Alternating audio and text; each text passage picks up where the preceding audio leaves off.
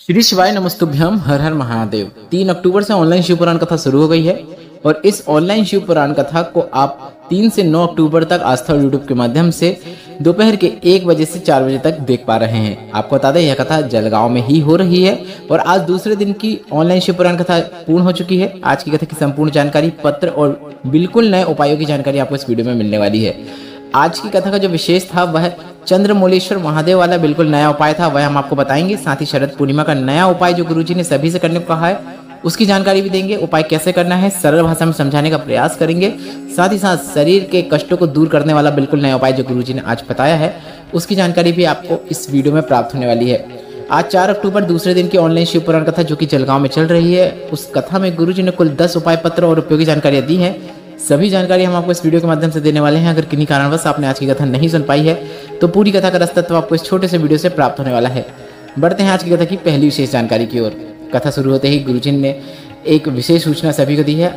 कई प्रश्न आ रहे थे कि रुद्राक्ष वितरण कब से शुरू होगा, शुरू है या नहीं है, कृपया बता दें। तो आपको बता दें रुद्राक्ष वितरण सभी के लिए चालू है। आप सुबह 10 बजे से शाम के 5 बजे के बीच में, मतलब 10 से 5 के बीच में सीहोर कोबरेश्वर धाम आकर अपना निःशुल्क रुद्राक्ष प्राप्त कर सकते हैं।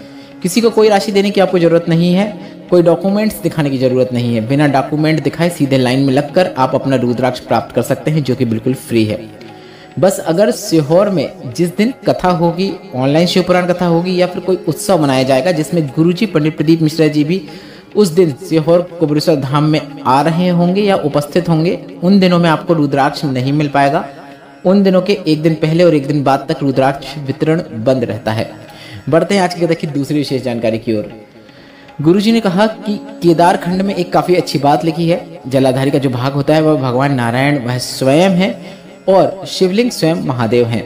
दोनों में कोई भेद नहीं है। बढ़ते हैं आज की कथा की तीसरी विशेष जानकारी की ओर। गुरुजी ने कहा बचपन में प्रेम और प्यार फ्री में मिल जाता है, जवानी में प्रेम और प्यार कमाना पड़ता है, बुढ़ापे में प्रेम और प्यार मांगना पड़ता है।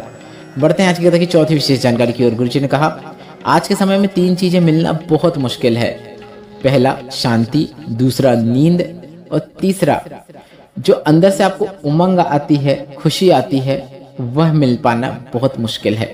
बढ़ते हैं आज की कथा की 5वीं विशेष जानकारी की ओर। गुरुजी ने कहा अगर अपने बच्चों को आप धन संपदा दो और उन्हें संघर्ष कैसे किया जाता है, पैसे कैसे कमाए जाते हैं, पैसों की कीमत ना समझाओ तो आप उनके लिए भले ही करोड़ों का धन संपदा जोड़ दो, सोना चांदी जमीन जायदाद बना दो, उनको उन पैसों की कोई कीमत नहीं होगी।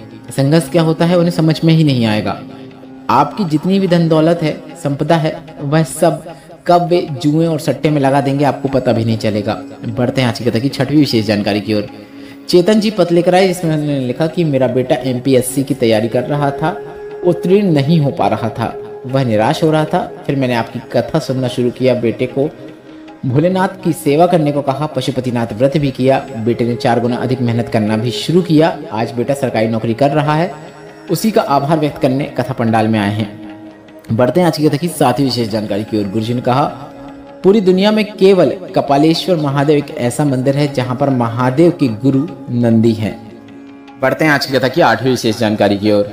गुरुजी ने कहा कि शरीर में कोई बहुत भारी रोग हो गया हो, डॉक्टर ने कह दिया हो कि बहुत भयानक रोग है, अब कुछ नहीं किया जा सकता, तो आपको डॉक्टर का ट्रीटमेंट तो जारी रखना है। उसके साथ ही साथ शरद पूर्णिमा के दिन आपको एक बिल्कुल नया उपाय करना है। जब चंद्र प्रकट हो जाएं तभी आपको यह उपाय करना है, तभी आप यह उपाय करें और यह उपाय करते समय आपको चंद्रमौलेश्वर महादेव का नाम लेते हुए यह उपाय करना है। इस बात का आपको ध्यान रखना है। तो यह उपाय आपको अभी आ रही शरद पूर्णिमा के दिन ही करना है। आज प्रदोष है, 102 दिन में आ जाएगी शरद पूर्णिमा, उसी दिन आपको यह उपाय करना है और उपाय करते समय आपको चंद्रमौलेश्वर महादेव का नाम भी लेना है। और गुरुजी ने यह भी कहा है डॉक्टर को दिखाना है, डॉक्टर का पूरा इलाज कराना है। उसके साथ ही साथ आपको यह सरल और आसान उपाय करना है। आपको 7 बेलपत्र ले लेना है और 7 बेलपत्र को आपको शिवलिंग पर अर्पित करना है। 7 बेलपत्र को आपको शिवलिंग पर इस प्रकार से अर्पित करना है कि बेलपत्र की डंडियों की दिशा अलग अलग दिशा में होनी चाहिए। 7 अलग अलग दिशा में बेलपत्र की डंडी हो, इस प्रकार से ही आपको बेलपत्र को शिवलिंग के ऊपर अर्पित करना है। सभी बेलपत्र को आपको शिवलिंग के ऊपर अर्पित करना है, मतलब बेलपत्र को आपको सभी 7 बेलपत्र को एक ही स्थान पर अर्पित करना है। एक साथ अर्पित करना चाहते हैं तो पहले से ही अपने हाथ में बेलपत्र की जो डंडियाँ होती हैं उन्हें अलग अलग दिशाओं में कर ले। कमल पुष्प जैसी आकृति भी बना सकते हैं, क्योंकि उसमें भी जो बेलपत्र की डंडियाँ होती हैं उसमें भी बेलपत्र की डंडियाँ अलग अलग दिशाओं में होती है। या फिर आप एक एक करके भी अर्पित कर सकते हैं, पर सभी बेलपत्रों को आपको शिवलिंग के ऊपर अर्पित करना है। और यह पूरा उपाय करते समय आपको चंद्रमौलेश्वर महादेव का नाम लेना है। बेलपत्र अर्पित कर देंगे, उसके बाद अपने हाथ की उंगली में थोड़ा सा दूध लगाना है और शिवलिंग पे समर्पित करना है। मतलब आप दूध की बिंदी भी लगा देंगे तो भी पर्याप्त है। इसके बाद थोड़ा सा जल आपको शिवलिंग पे अर्पित करना है, क्योंकि आपने दूध अर्पित किया है, उसी के ऊपर थोड़ा सा जल अर्पित कर दें। इसके बाद आपको 7 बेलपत्र को उठाकर घर ले आना है और अगली सुबह से एक एक बेलपत्र रोज खाना शुरू कर देना है। 7 दिनों तक 7 बेलपत्र खाना है। बस इतना ही करना है, लाभ जरूर देखने को मिलेगा। कितनी ही बड़ी समस्या क्यों ना हो गई हो, परेशानी क्यों ना हो गई हो, आप अगर यह उपाय करते हैं, गुरुजी का कहना है कि आपको लाभ जरूर देखने को मिलेगा। उपाय काफ़ी सरल और आसान है। शरद पूर्णिमा के दिन करना है। 7 बेलपत्र को शिवलिंग के ऊपर अर्पित करना है। बेलपत्र की डंडियाँ अलग अलग दिशा में होनी चाहिए। बेलपत्र उल्टी ही अर्पित करना है जैसे आप हमेशा अर्पित करते आए हैं। और इसके बाद थोड़ा सा दूध और थोड़ा सा जल अर्पित करना है। बेलपत्र को वापस प्राप्त करना है और उसका आचमन करना है। उपाय करते समय, बेलपत्र का आचमन करते समय आपको चंद्रमौलेश्वर महादेव का नाम लेना है। बेलपत्र का जब आचमन करेंगे तो आप चाहें तो कुंदकेश्वर महादेव का नाम भी स्मरण कर सकते हैं। बढ़ते हैं 9वीं विशेष जानकारी की ओर। शोभा जी पत्र लेकर आई, जिसमें उन्होंने लिखा, मेरी बेटी के यहाँ पहले बेटी थी, 12 साल हो गए थे, संतान नहीं हो रही थी। बाबा से प्रार्थना करी और 12 साल बाद पुत्र रत्न की प्राप्ति हुई है। उसका नाम हमने डमरू रखा है। उसी का आभार व्यक्त करने हम कथा पंडाल में आए हैं। बढ़ते हैं कथा की 10वीं और अंतिम जानकारी की ओर। गुरुजी ने बताया कि अगली शिव पुराण कथा 12 से 16 अक्टूबर तक शिरडी महाराष्ट्र में होगी, जो कि पंडाल में होगी। सभी इस कथा पंडाल में पहुंचकर कथा को श्रवण कर सकते हैं।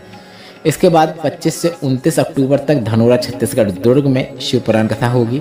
यह भी पंडाल में होगी। यहाँ पर भी सभी शिव भक्त पहुँचकर कथा का आनंद पंडाल में ले सकते हैं। और ऑनलाइन तो आप यह सभी कथाएं आस्था और यूट्यूब के माध्यम से दोपहर के 1 बजे से 4 बजे तक देख ही पाएंगे। आपको बता दें, हमने आपके लिए एक व्हाट्सएप चैनल बनाया है, जिसकी लिंक कमेंट बॉक्स में मैंने पिन कर दी है।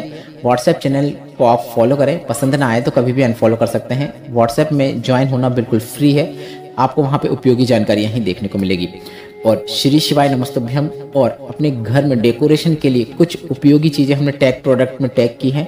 आप एक बार उन्हें जरूर देख लीजिएगा। हर घर के द्वार में श्री शिवाय नमस्तुभ्यम का एक आकर्षक टैग प्रोडक्ट है, तो आप उन प्रोडक्ट को देखेंगे तो आप स्टिकर के अलावा भी अगर श्री शिवाय नमस्तुभ्यम का कुछ लगाना चाहते हैं तो उन्हें ट्राई कर सकते हैं। सभी फ्लिपकार्ट के लिंक हैं, आप सीधे फ्लिपकार्ट से बाय कर सकते हैं। बस हमने आपको रीजनेबल रेट में 100 रुपये के अंदर क्या आप खरीद सकते हैं अच्छी चीज़, वह बताया है। वीडियो उपयोगी लगा है तो वीडियो को लाइक जरूर करें। कमेंट बॉक्स में श्री शिवाय नमस्तुभ्यम या फिर हर हर महादेव जरूर टाइप करें। और अपने प्रश्न भी आप कमेंट बॉक्स के जरिए पूछ सकते हैं। श्री शिवाय नमस्तुभ्यम, हर हर महादेव।